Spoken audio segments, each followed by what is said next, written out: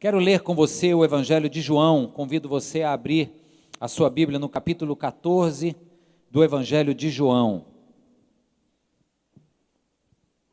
João capítulo 14, a partir do verso 15. Antes de nós começarmos a ler, deixa eu saber aqui, quem tem ideia que domingo é hoje? Não vale dizer dia 4, isso aí eu sei que você sabe. Que domingo é esse que nós estamos vivenciando hoje? Alguém está ligado no calendário cristão? É o domingo de Pentecostes. Domingo de Pentecostes, normalmente ele é contado 50 dias depois da Páscoa. E tem toda uma simbologia muito abençoada que relaciona o Antigo com o Novo Testamento. A gente vai falar um pouco sobre isso, porque como nós temos cantado aqui e dado as boas-vindas ao Espírito Santo no nosso meio, hoje o tema será esse, o Espírito Santo em ação nas nossas vidas. E o texto que a gente vai ler é o capítulo 14 do Evangelho de João.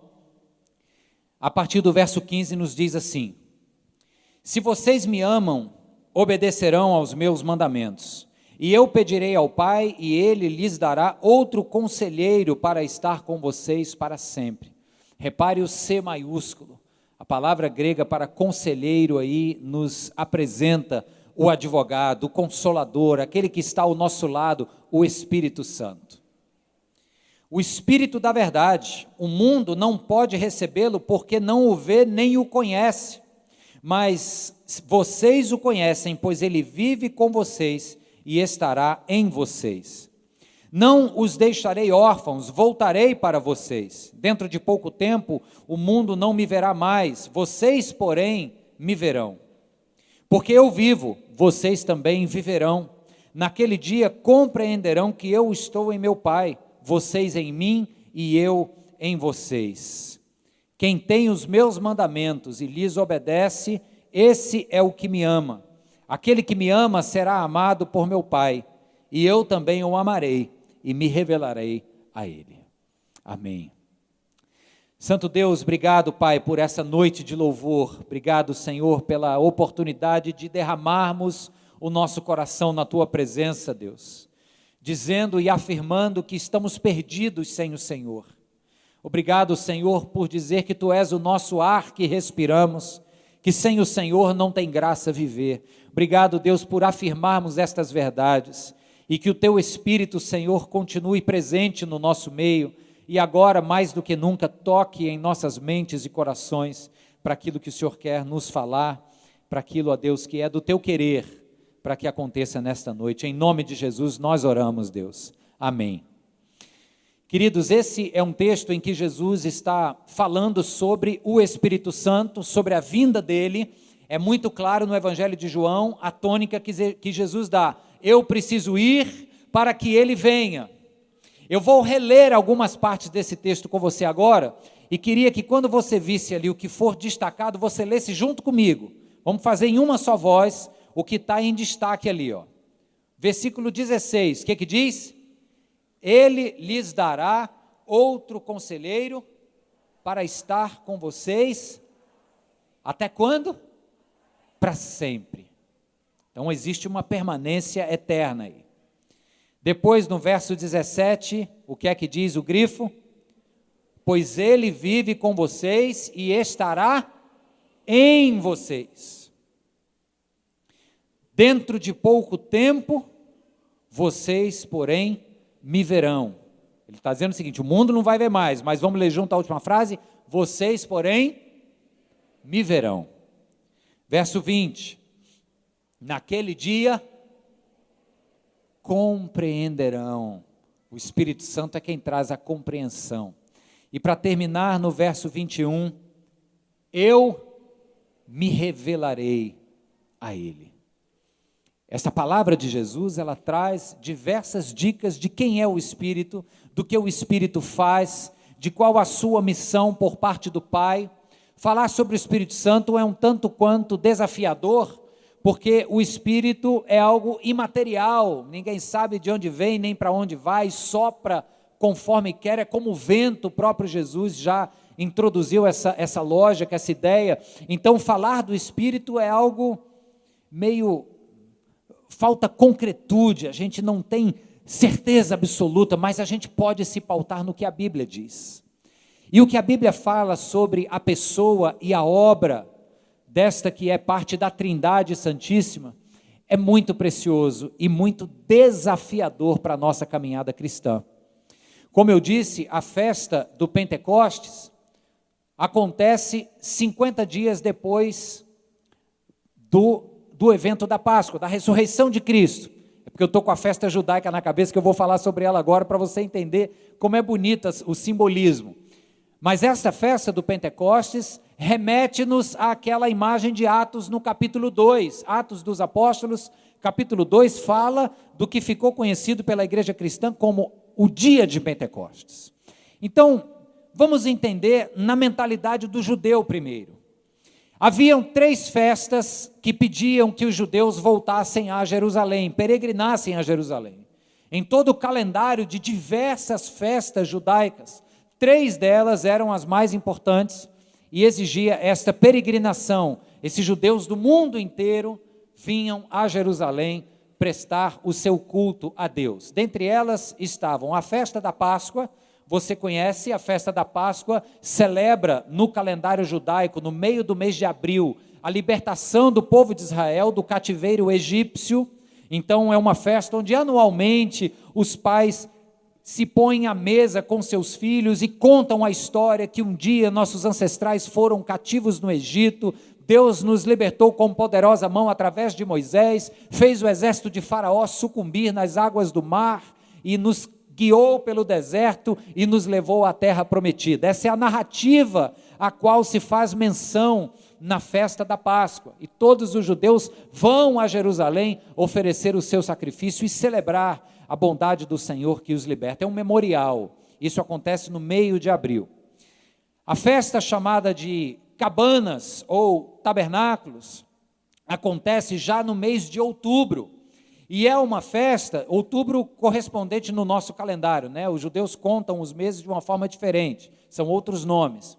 Mas já para o fim do ano, essa festa vai lembrar de que um dia moramos em tendas, um dia fomos peregrinos no deserto.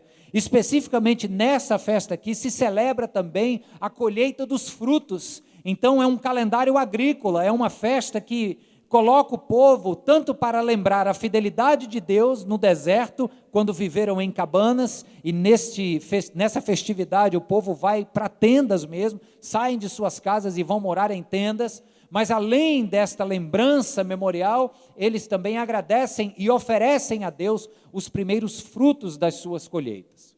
E no meio do ano, no mês de junho, equivalente ao nosso mês de junho, tem então a chamada festa da colheita, ou festa das semanas, ou festa do Pentecostes. E nessa festa do Pentecostes, como eu disse, são 3 festas que pedem os judeus que venham a Jerusalém celebrar. Aqui se celebra a colheita do trigo, o trigo é a matéria-prima do pão, e o pão é a essência da vida, então se agradece a Deus pela vida concedida generosamente por parte do Senhor. Celebra-se também, nesse momento, esta fidelidade do Senhor, quando lá no Monte Sinai, Deus deu a lei para Moisés. Então é uma festa que faz menção, é um memorial, que volta a mente dos judeus lá para o Monte Horebe, onde Deus entrega a palavra dele para o povo. Então nessas festividades, o povo judeu é lembrado quem é o Deus a quem eles servem, ele é reunido em Jerusalém, a cidade santa, e ele agradece pelas colheitas do trigo ou dos frutos, e ele conta histórias e relembra histórias da fidelidade de Deus. Imagine isso ano após ano, é uma bênção. A gente às vezes conta uma história, quem tem filho pequeno aqui sabe disso, você conta uma história meio fantasiosa assim para a criança, o olhinho da criança chega a brilha, né? Imagina você contando que Deus libertou o povo do Egito e atravessaram um mar a pés enxutos, quando o exército inimigo perseguidor veio atrás, as águas caíram, aí a criança já está com o olho brilhando. Agora imagina ao redor da mesa de um judeu, quando o camarada conta isso para a criança, ele diz o seguinte, ó, isso aconteceu com vovô e vovó, foram os nossos ancestrais, é a nossa história. O olhinho brilha, deve sair até faísca, de animação. Então, esse é um hábito muito positivo. Essas festividades, elas agregam na identidade do povo de Deus. Está claro, queridos? Aí, então, o evento do Pentecostes, já que nós estamos falando desta vinda do Espírito. É a festa, é o mês de junho, os judeus do mundo estão peregrinando para Jerusalém, e o livro de Atos dos Apóstolos, capítulo 2, é quem nos narra. E você conhece bem o texto, eu vou ler apenas um trecho a partir do verso 1. Diz que, chegando o dia de Pentecoste, estavam todos reunidos num só lugar. Todos quem? Os discípulos. De repente, veio do céu um som como de um vento muito forte. E aí você conhece o que está nas reticências aí, são as línguas repartidas como de fogo, pousadas sobre cada um, orando em línguas estrangeiras e declarando aos ouvidos das nações as maravilhas de Deus. Verso 5, havia em Jerusalém judeus, tementes a Deus, vindo de onde? De todas as nações do mundo. Então esse era o momento em que o Espírito é derramado, e uma vez esse Espírito derramado, 50 dias após a Páscoa, ele então é celebrado como a presença definitiva de Deus no meio do povo e dentro do povo. Os historiadores concordam que esse evento de Atos capítulo 2 é a história fundante da igreja cristã. A igreja nasce aqui, quando o Espírito vem e habita os cristãos, os discípulos. A partir daqui, você vai ver, por exemplo, Pedro, que outrora havia negado Jesus, havia se acovardado na hora do vamos ver, né? Esse Pedro, agora, logo depois do enchimento do Espírito Santo sobre ele, este Pedro levanta-se e fala de maneira ousada para as multidões que estão ouvindo, e fala de uma forma que no final do seu discurso, 3.000 pessoas se convertem. É mole? É pouco? É a ousadia do Espírito Santo que habita agora no coração dos cristãos. Quando Pedro vai pregar, ele cita o que estava acontecendo e que já havia sido dito lá nas Escrituras. No livro do profeta Joel, capítulo 2, Deus já havia levantado este homem para dizer o que ele faria. E diz no verso 28, depois disso, derramarei do meu espírito sobre todos os povos. Os seus filhos e suas filhas profetizarão. Os velhos terão sonhos e os jovens terão visões. Ou seja, o Espírito vai vir. Profeta Joel, aqui nós estamos pelo menos por baixo há 450 anos antes de Cristo. Já estava dizendo, algo novo vai acontecer, o Espírito virá, e quando vier, vai preencher o coração dos filhos de Deus, e trará visões, trará palavras, trará sonhos, e a igreja será edificada por isso, amém? Isso está acontecendo, 50 dias depois da Páscoa, e de lá para cá, queridos, o Espírito Santo continua habitando no seio da igreja, e por isso nós estamos aqui vivos, e vendo Jesus Cristo sendo pregado e a igreja crescendo, aleluia! Falar do Espírito Santo é um desafio para a nossa realidade brasileira, porque o Brasil é um país extremamente místico. A história do nosso país mistura diversas crenças. É o cristianismo de ordem católica romana que vem da Europa no século XVI, que se mistura com as religiões pagãs e animistas da África nos navios negreiros. É a religião confusa e animista dos indígenas que habitavam no Brasil. Então tudo isso misturado fez de nós um país extremamente místico, não é verdade? Na minha época, antes de conversão, eu me lembro que era muito comum encontrar gente que se dizia cristã, que ia para a missa, que ia ter a sua expressão de fé, mas em algum outro dia da semana ia receber o passe na mesa branca, não sei aonde. Eu nasci num ambiente assim, não sei se você sabe, mas o meu padrinho de nascimento era pai de santo, é mole? Mas louvado seja Deus pela sua graça, que me alcançou e me colocou aqui, amém? Mas isso porque é parte da nossa cultura, então falar do Espírito Santo traz para nós uma série de compreensões, fruto da nossa visão cultural de quem Deus é e do que é o Espírito. Vou dar um exemplo para vocês. A compreensão do Espírito Santo por parte de muitos cristãos Ela é uma compreensão exagerada, é como se o mover do Espírito tivesse que ter necessariamente rebuliço, gritaria, arrepio, cai-cai. É uma compreensão muito exagerada por causa dessa veia mística natural do brasileiro. Ela acaba sendo também uma compreensão seletiva. Seletiva por quê? Porque a Bíblia traz, e eu vou mostrar para você hoje, uma série de afirmações sobre quem é o Espírito e o que ele faz. Mas por causa da nossa veia mística, é como se a gente selecionasse apenas aquilo que a gente quer ouvir do Espírito. Por ser seletiva, às vezes ela é também induzida. Líderes cristãos, professores que ensinam apenas aquele trecho da obra do Espírito. E por causa disso, então, acaba sendo também uma compreensão limitada. Se limita o Espírito quando se acha que o Espírito Santo só age desse jeito, dessa forma, se ele estiver presente, tem que acontecer isso ou aquilo apenas. Isso é muito reducionista para a grandeza do que é o Espírito e de quem ele é e do que ele faz. Você crê nisso? Nós estamos aqui, queridos, para olhar para a palavra de Deus hoje. Quando a festividade do Pentecoste para o judeu celebrava a entrega da palavra de Deus para Moisés no alto do Monte Sinai, hoje, no domingo de Pentecostes, nós vamos voltar os nossos olhos para a palavra. Eu tenho uma porção de texto bíblico aqui que eu quero te dar.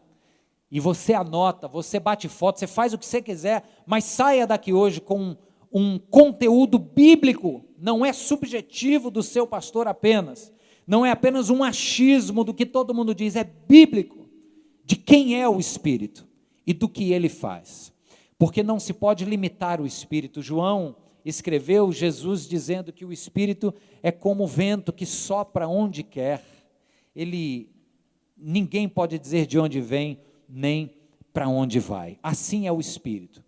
Então eu trouxe para vocês alguns pontos que eu queria que você guardasse na sua mente, no seu coração, sobre a ação do Espírito Santo. Vamos lá? Todo mundo pronto? O povo diz que pastor presbiteriano gosta de pregar sermão com quantos pontos? 3 pontos, né? Hoje eu tenho 8. Segura aí, vai ser bênção. Você crê? O Espírito Santo está agindo no nosso meio. Primeiro ponto, o Espírito convence o homem do pecado. A obra do Espírito, queridos, ao contrário do que muitos acham, não é apenas fazer arrepio, não é apenas fazer o povo cair na unção, não é apenas para orar em línguas, tudo isso faz parte, mas nem de perto é o mais importante. A obra do Espírito na vida dos cristãos é, em primeiro lugar, convencê-lo da justiça, do pecado e do juízo. Está aí o capítulo 16 do Evangelho de João. É o Espírito quem toca no nosso coração e sussurra de uma forma que só nós identificamos dizendo: Mário, sabe aquele negocinho ali, aquele hábitozinho, aquele jeito, aquele pecado oculto, tem que resolver aquilo. Gabriel, Fabiano, eu estou pegando aqui só os pastores, né? Aquele negocinho que você ouve, que você sabe que tem que consertar, que você sabe que não está agradando a Deus, sabe o que é? Não precisa me dizer não, você e Deus, você sabe. É o Espírito Santo quem nos incomoda, quem trabalha em nós e quem diz assim, ó, tem que mudar. Você está perdendo bênção na sua vida, você está deixando de experimentar grandes coisas que eu tenho para ti. Trata desse negócio, se arrepende, pede perdão, levanta e continua a caminhada. Esse é o Espírito que nos convence. Amém, queridos? O que mais que o Espírito faz? Ele nos ensina e ele nos ajuda a lembrar de todas as coisas. Se não fosse assim, a nossa leitura bíblica ficaria limitada. Nós iríamos ler, concordar com o que lemos, mas na hora H, na hora de colocar em prática, iria nos faltar a lembrança ou o discernimento. Eu me lembro no início da minha conversão, talvez você se identifique comigo nisso aqui agora. Ó. Quando eu me converti, eu me lembro que eu tentava ler a Bíblia. Todo mundo dizia, ó, tem que ler todo dia e tal. Aí eu pegava aqueles planos de leitura bíblica e abria e tentava ler. E não entendia quase nada. Alguém já passou por isso? Levanta a mão aí, vai lá, com humildade. Por que isso? Não é nenhuma deficiência cognitiva, não se trata de burrice. é algo comum, amados, porque na verdade nós estamos lendo uma literatura que foi escrita num período, numa cultura e por pessoas muito diferentes do nosso período, da nossa cultura e de quem somos. Então, não é moleza, é preciso que haja esforço para se interpretar, para se conhecer a história, mas nada como o hábito. O hábito nos ajuda, e a constância e a perseverança. Aí um dia, uma irmã chegou para mim, a irmã que me ajudou no meu processo de conversão, dessa igreja, me converti nessa igreja. E essa irmã chegou para mim, por quem eu sou imensamente grato, e disse: olha, antes de você começar a ler a Bíblia, faça uma oração ao Espírito Santo, e peça para Ele clarear o seu entendimento, lhe dar entendimento, direção. Aí eu pensava cá comigo, não vai adiantar muita coisa essa mágica não, eu acho que eu tenho mesmo é que insistir, estudar e tal. Mas eu resolvi fazer a tal da oração. Continuava sem entender algumas coisas, mas outras coisas saltavam da página, como se Deus estivesse falando diretamente comigo, e estava mesmo, e é o Espírito Santo em ação, é Ele quem desperta em nós esse ensino, é Ele quem nos ajuda a lembrar o que é que Deus quer que saibamos na sua mensagem, amém, queridos? Esse é o papel do ensino. Você não apreende o conhecimento bíblico por sua própria iniciativa, é o Espírito Santo quem abre o seu coração e o teu entendimento e coloca lá dentro aquilo que Ele quer que você saiba. Aleluia por isso. Terceiro lugar, Romanos vai nos dizer que o Espírito intercede por nós. E isso é muito interessante porque pela palavra de Deus nós lemos que nós não sabemos orar como convém e que muitas vezes não somos atendidos porque pedimos apenas pensando no nosso próprio bem-estar e interesse, não é verdade? Olha o que é que diz Paulo escrevendo aos Romanos, verso 26 do capítulo 8. Da mesma forma, o Espírito nos ajuda em nossa fraqueza, pois não sabemos como orar, mas o próprio Espírito intercede por nós com gemidos inexprimíveis. E aquele que sonda os corações conhece a intenção do Espírito, porque o Espírito intercede pelos santos de acordo, vamos ler juntos? De acordo com a vontade de Deus. Aí é onde mora a questão. Muitas das vezes nós não oramos de acordo com a vontade de Deus, nós oramos de acordo com o nosso querer, com aquilo que a gente julga ser necessário, importante e urgente, mas isso é a nossa avaliação.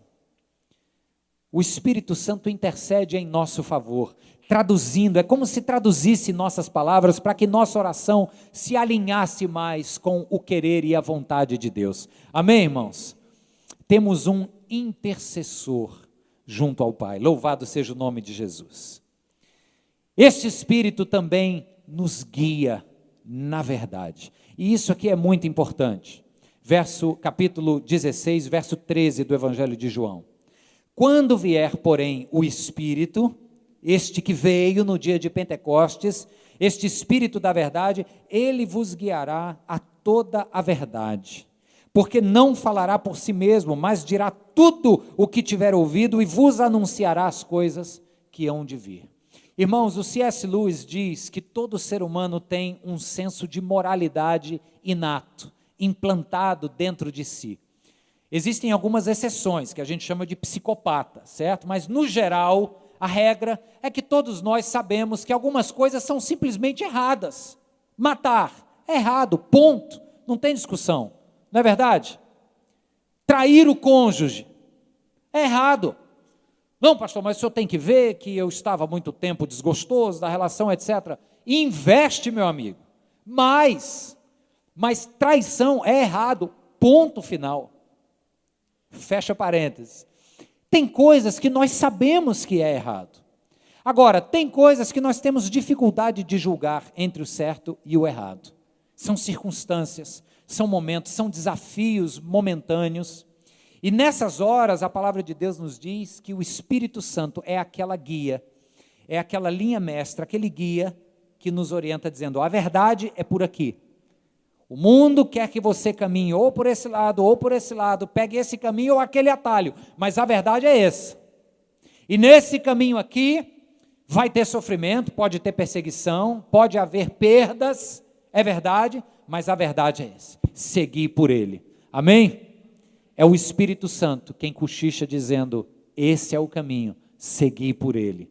É o Espírito da verdade, e nele não há engano, nele não há mentira. Aleluia! Quinta característica e obra do Espírito: ele distribui dons.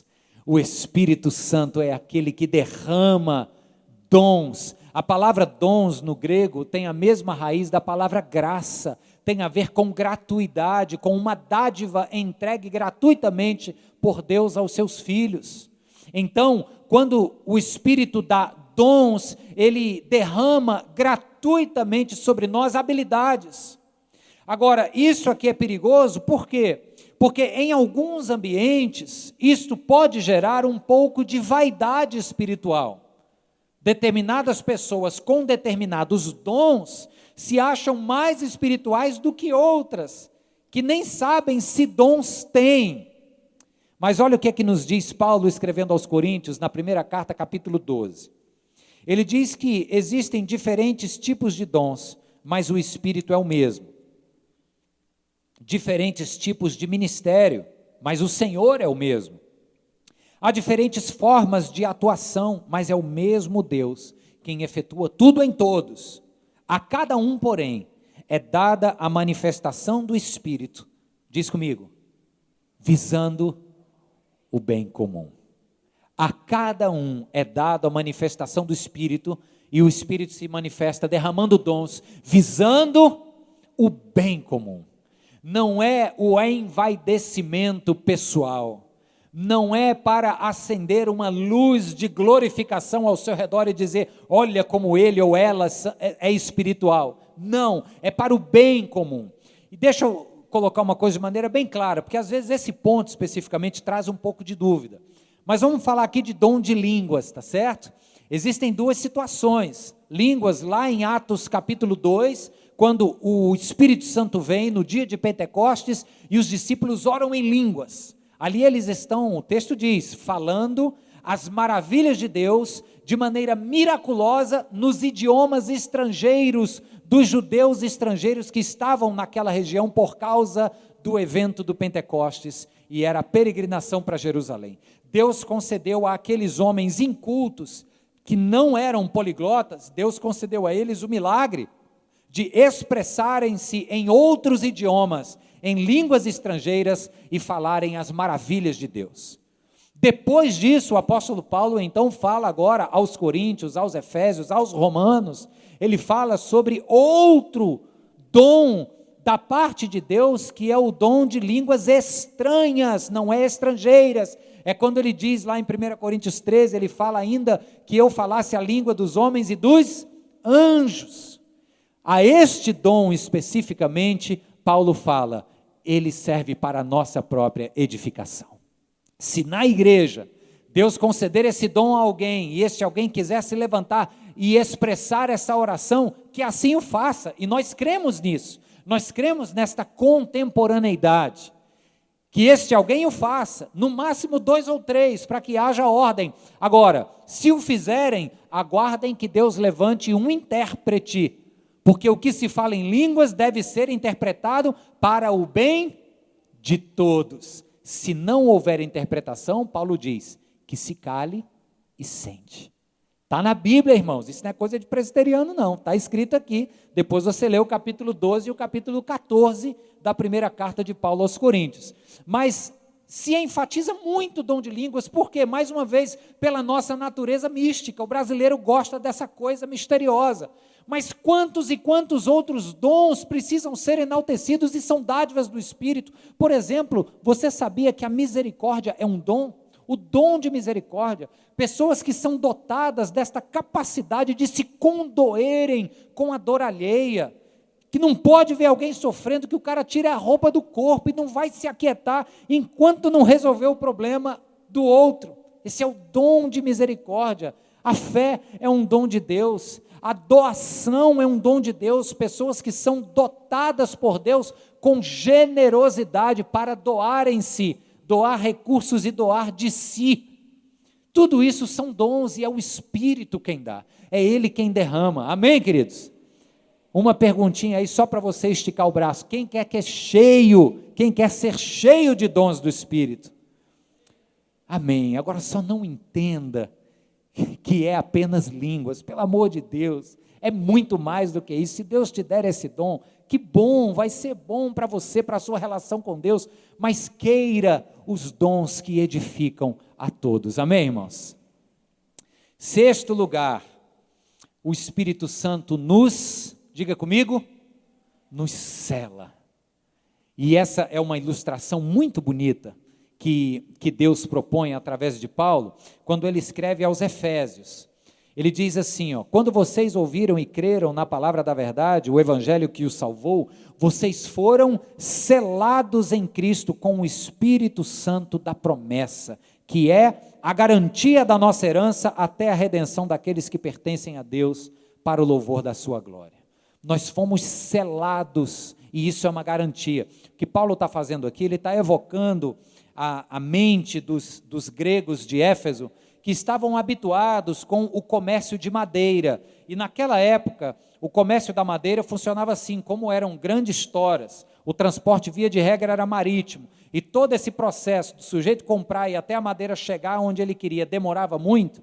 O proprietário, o comprador, na verdade, mandava alguém que fosse comprar, esse cara fazia uma viagem, chegava lá no lugar, digamos, lá em Éfeso, e chegando ali ele escolhia qual a madeira que ele queria, ele dizia, eu quero esse lote aqui. Aí ele comprava, pagava, e ele imprimia o selo do seu senhor. E aquele selo marcava todas as madeiras. Daquele momento até a madeira chegar na mão do comprador, por onde essa madeira passasse, nos portos, nas embarcações, nos trânsitos, todo mundo que olhasse para aquele selo ia dizer, essa madeira tem dono.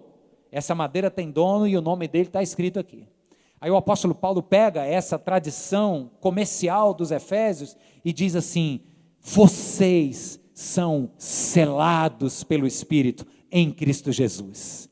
Você passar na rua, as pessoas têm que ver o selo, têm que ver a marca, têm que ver o carimbo, seja na testa, na mão, na perna, mas acima de tudo, no coração. Isso tem que ficar evidente. As pessoas têm que olhar para você e dizer, esse aí tem dono, e o nome desse dono é Jesus Cristo. Aleluia!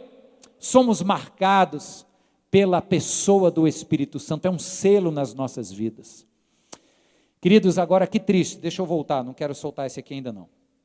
Que triste saber, já joguei o 7, né? Segura aí então. Que triste saber, irmãos, que existem pessoas que saem com um selo estampado e dão um péssimo testemunho. Não sei se você conhece alguém assim, é arriscado eu perguntar conhecer alguém assim, porque aí você vai lembrar logo de alguém e não olha para si próprio. Mas vamos fazer uma autoanálise aqui agora. Uma vez eu levei uma fechada de um carro que eu jurava que eu ia bater. Aí você sabe que o coração começa a pulsar aqui, a raiva sobe, você lembra logo daquele texto do apóstolo Paulo, que diz, irai-vos, mas não pequeis, né? Você lembra desse texto? O apóstolo Paulo diz assim, a ira vai fazer parte da sua vida, então irai-vos, mas não pequeis. Aí o coração batendo bem aqui, com raiva, quando o cara me fecha e vai embora, tinha escrito atrás assim, propriedade do Senhor Jesus. Eita nós, eu digo, irmãozinho, vai aprender modos no trânsito. Esse é um exemplo apenas engraçado, mas essa situação, você já entendeu, ela é pior do que engraçada, ela é triste. Quando a gente fica sabendo de situações, queridos, de pessoas que passeiam pelo mundo com a marca do Cordeiro em seus corações, mas parece que desconsideram ou desmerecem a importância daquilo, e mancham e envergonham o nome do Evangelho. E esta é uma pergunta que eu quero fazer a mim mesmo, de quando em vez.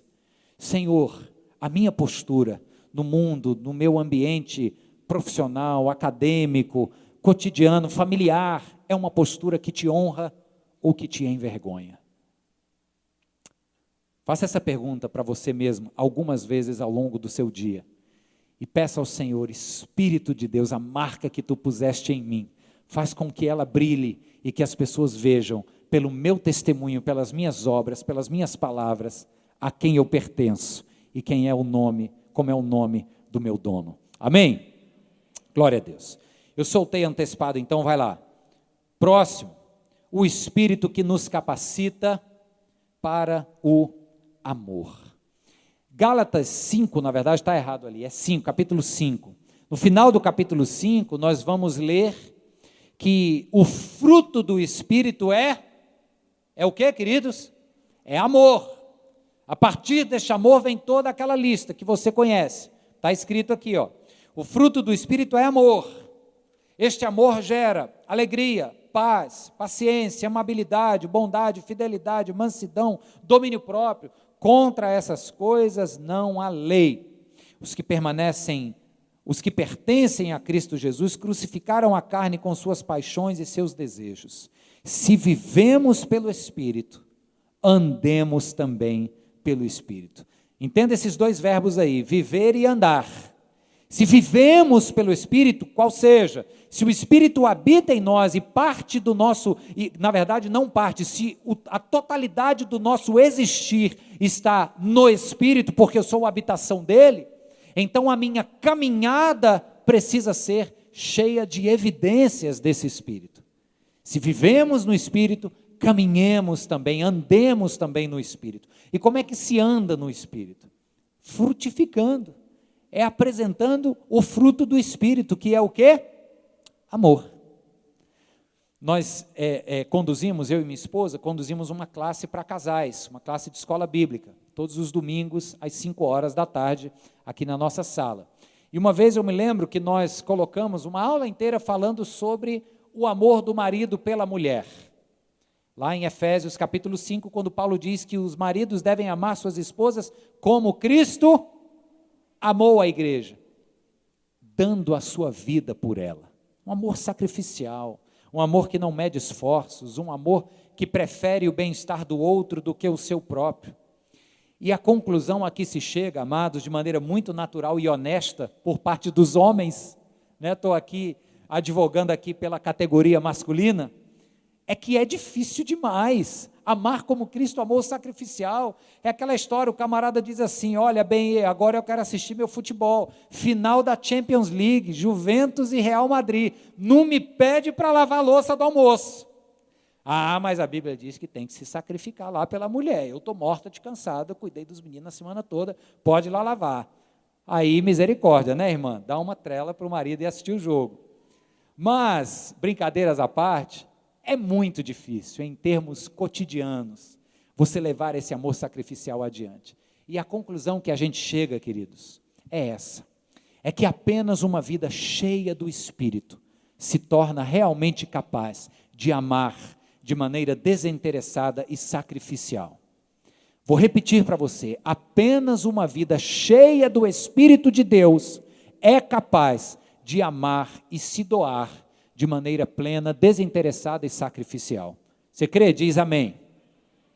Só quem é cheio de Deus. Se não for cheio do Espírito, pode ser cheio de boa vontade, pode ser cheio de boas intenções, talvez consiga amar no início, mas tem uma hora que cansa, tem uma hora que você diz assim, eu tenho o direito de ser feliz, sabe como é que é esse discurso? Só uma vida cheia do Espírito Santo é que vai dizer assim, sim, eu tenho o direito de ser feliz, mas a minha felicidade vem do Senhor. Amém, queridos? Vamos para frente. 8º e último ponto. Pensou que fosse demorar? Já estou encerrando.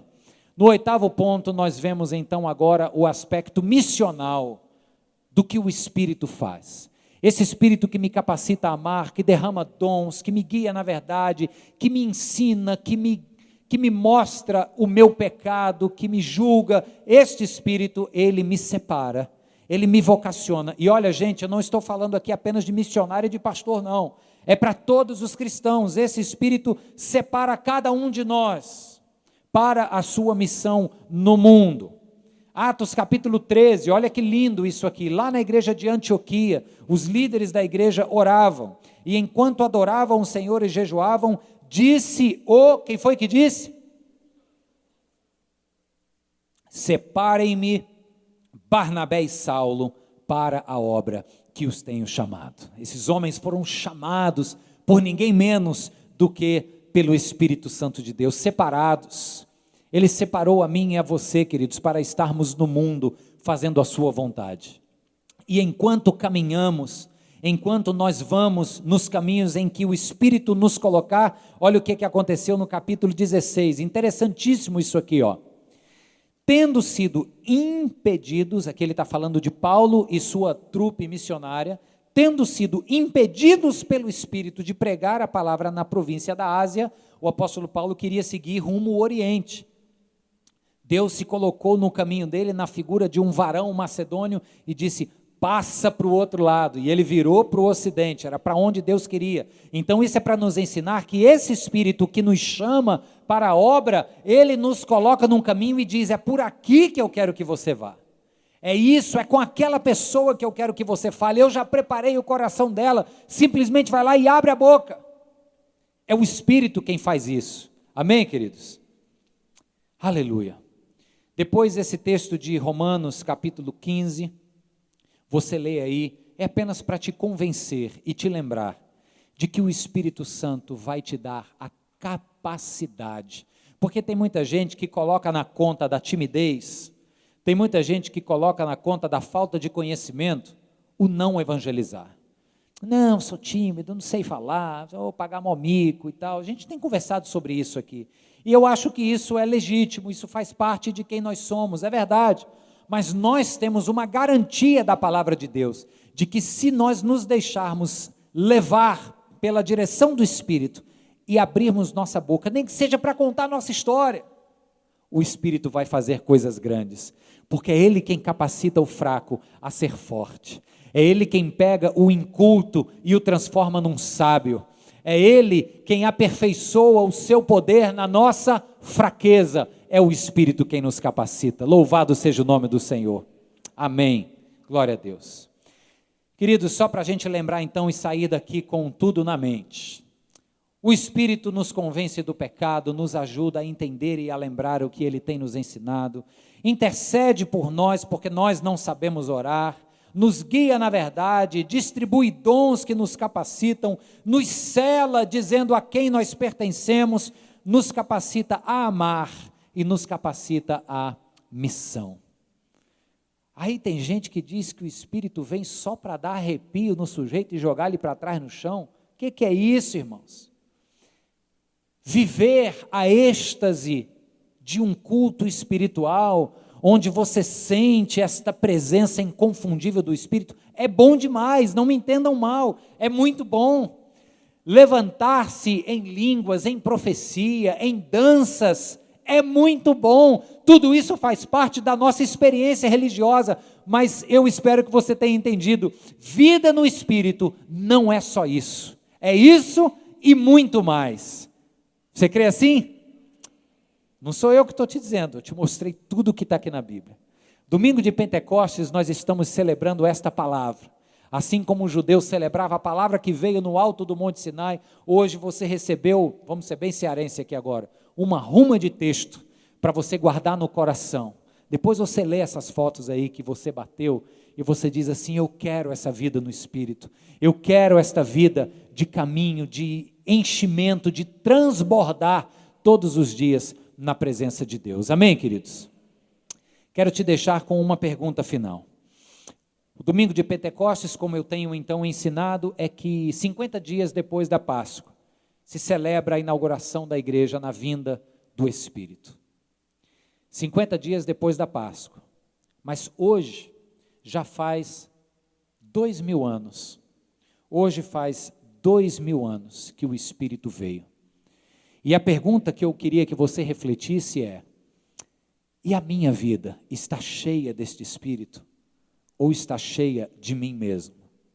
Eu estou vivendo uma vida disposta a caminhar pelo Espírito, no rumo que Ele me dá, ou apenas caminhar pelo meu próprio apetite e desejo pessoal? Essa é uma pergunta que você responde diante de Deus, mas eu quero te deixar um convite, e por esse convite nós vamos orar. O convite, queridos, é para que nós juntos possamos dar as mãos, não precisa dar a mão para ninguém, isso é simbólico, mas a gente dar as mãos em comunhão, para sermos uma igreja cheia do Espírito. Porque uma igreja cheia do Espírito, chamada de igreja pentecostal, verdadeiramente, não é apenas uma igreja onde tem uma zoada santa. É uma igreja onde tem convencimento de pecado e arrependimento. É uma igreja onde tem ensino bíblico, amém? É uma igreja que preza pela verdade. É uma igreja que não abre mão da marca, do selo que recebeu e fica mundo afora dando evidência e testemunho a quem pertence e o nome de quem é o seu dono. Uma igreja cheia do Espírito é essa igreja que caminha em amor, em misericórdia, cheia de dons e exercendo seus dons para o bem da comunidade. Uma igreja cheia do Espírito é aquela que faz missões, é aquela que não guarda para si, mas que compartilha com o mundo ao redor a salvação em Cristo Jesus. E eu pergunto para você agora, quem quer ser uma igreja de Cristo, cheia, transbordante do seu Espírito? Diga amém, amém. Pai querido, teu povo está aqui, Deus, dizendo sim, dizendo assim seja, dizendo amém para esta verdade, de que queremos transbordar com o teu Espírito. Não nos contentamos, Senhor, apenas com experiências pontuais. Queremos, Deus, constância. Queremos, Deus, profundidade. Queremos tudo, meu Deus, que significa sermos cheios do Espírito. Enche-nos, Deus.